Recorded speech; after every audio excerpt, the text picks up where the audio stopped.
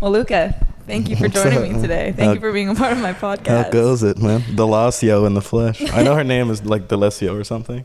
Yeah, it is. It is D'Alessio. Yeah, but it's D'Alessio in my world. So. All right. So, like, what was your kind of big first step into what you're doing now and being successful in what you're doing now? Was it fashion? Was it modeling? I have no idea. I got scouted when I was like 15 or something. Mm-hmm. Then I started working. Were you in New York at the time, or where? Yeah, I had just moved because I lived in Paris, but then I moved to New York for high school. What high school? This place called Lower Manhattan's Arts Academy. It's this public school in the Lower East Side, but it's in a building with 6 other schools. Every floor is a different school. Yeah. And what did your dad do? My dad's a designer. He just makes custom like couture. He just makes things. Yeah. Do you guys have similar styles? Yeah, in the sense of like he has dreads. He wears big glasses. Mm-hmm. I wear glasses all the time. Caught your eye as a kid? I grew up on different music, you know, like who? Who'd you listen to as a kid? Red Hot Chili Peppers, Aphex Twin, Arctic Monkey. That's mainly listen to like house, techno, electronic, like moody. No rap. Very little rap. I got introduced to rap when I moved to America. I can't really get into it. I wouldn't compare jazz to rap either, but it's interesting. More about, yeah, it's completely different. That's more about the instruments. And then you can go into electronic and techno, things that don't even have words, or even if they do have words, it's like.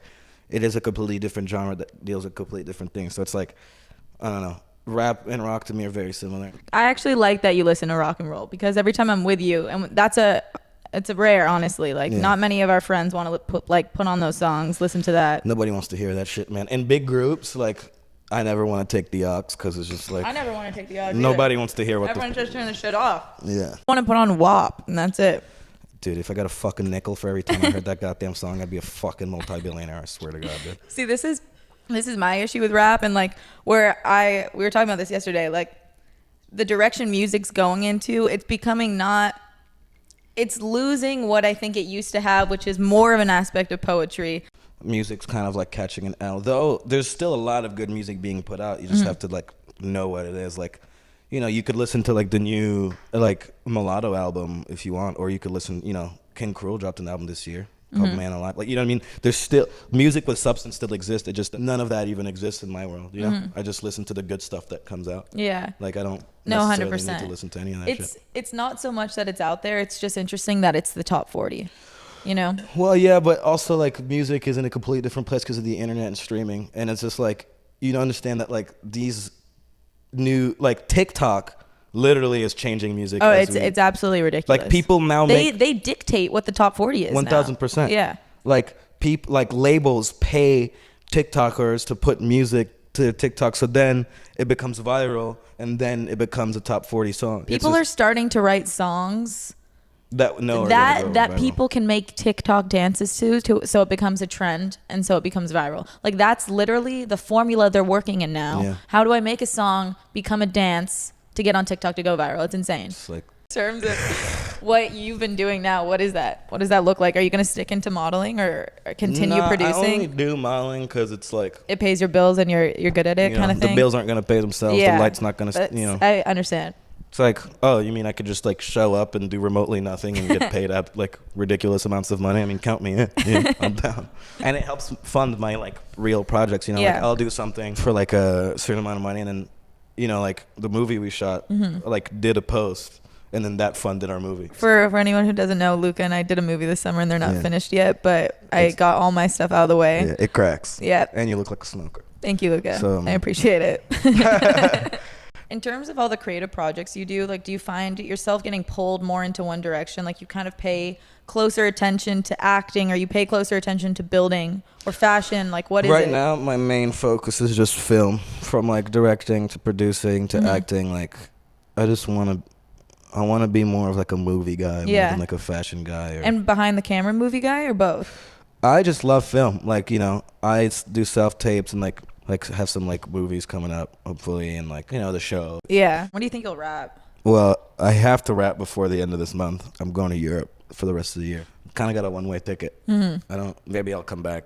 I don't really. I'm really not a man. If there's one thing you should know about me is that, and you do know about me, I'm really not a man with a plan. Like, I don't sit here. You aren't a man with a plan. I definitely am aware. Yeah, I really don't like to like plan things and like think ahead. I just want to get the fuck out of here. You know, LA really gave me a run for my money. I think. You also did LA very nice. I mean, I was a crazy kid. I was a good kid till about like 15. Okay. And What does a good kid mean to you? Didn't party, you know, was at home. Like playing by the rule book kind of thing? Playing video games, drawing, blah, blah, and then, you know. So do you think it was kind of like as soon as you stepped into the scene is when everything started changing? It was no real scene when I was 15. What's crazy, actually, we kind of created the scene, if anything. Prior to Virgil having Off-White or like being who he is now, prior to Matthew Williams being at Givenchy and having a leaks, you know, they had Ben Trill, and then Travis Scott had just came out from like Texas and would hang out in Soho with McConan, and like it was weird. Like everybody was figuring out who they were gonna be. Like the scene that we live in today, we kind of built. Like New York was just this epicenter of culture, where like all these like rappers that are huge now would come to hang out in, and like all like the fashion guys that are big now, where we were just all hanging out in Soho. You know? And like all the big designers now, we would just like kick it like in Soho and like eat lunch and like fuck around, like go to Supreme and like hang out at St. Ambrose or like.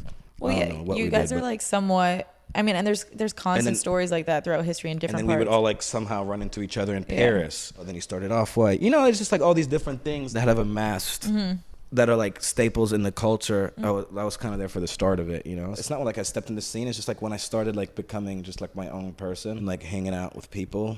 Like at the time, ASAP was like the hottest thing in New York, and like they would come down to Soho and like window shop and like ride bikes. And then like next thing you know, 2 years later, like Rocky got this insane house in Soho.